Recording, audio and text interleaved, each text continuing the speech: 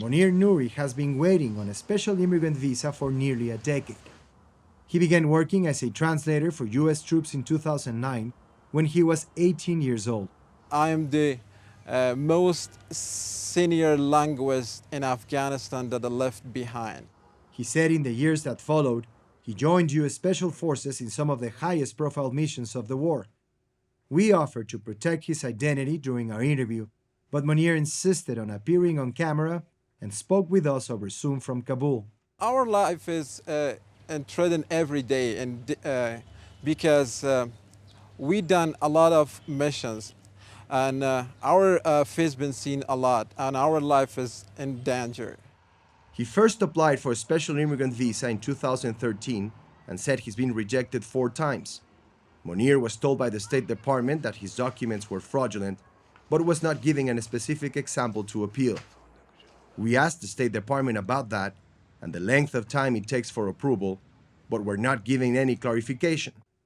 SIV applicants we've spoken with say that lack of transparency has been a constant source of frustration.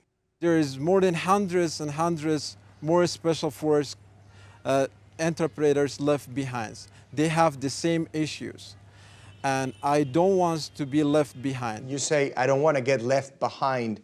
What can happen if you do get left behind? If I get left behind, I'll be assassinated or I will be killed one day. Unlike the rapid 24-hour drawdown of nearly 3,000 troops from Afghanistan earlier this month, there will be no military airlift of Afghan interpreters. The State Department is running this operation, which is expected to take several weeks.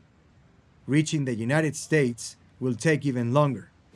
As American troops leave Afghanistan, the efforts to bring Afghan interpreters to the U.S. is being led by a bipartisan group of lawmakers, many of them veterans themselves.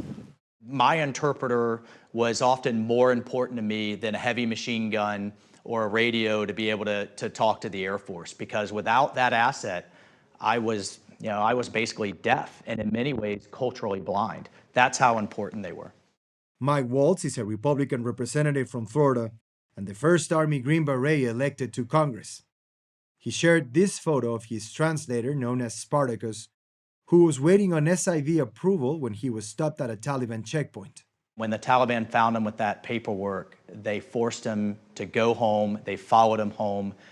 Not only did they behead him, but they dragged several of his brothers and his cousins out and killed them as well to send that kind of a message. Why would someone risk everything to help U.S. forces? Yeah, you know, these people had lived true brutality, right? And they saw a very clear path of standing with the United States to reject the Taliban and Al-Qaeda and that just real bastardization of a beautiful religion in Islam, or to capitulate and live under their rule.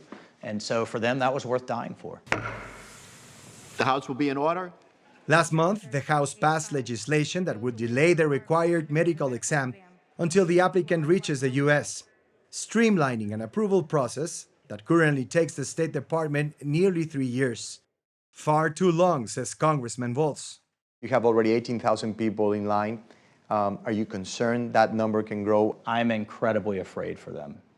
When that last American soldier goes wheels up out of Afghanistan, we will have handed these people a death sentence to those that we haven't gotten out. We need to get them out.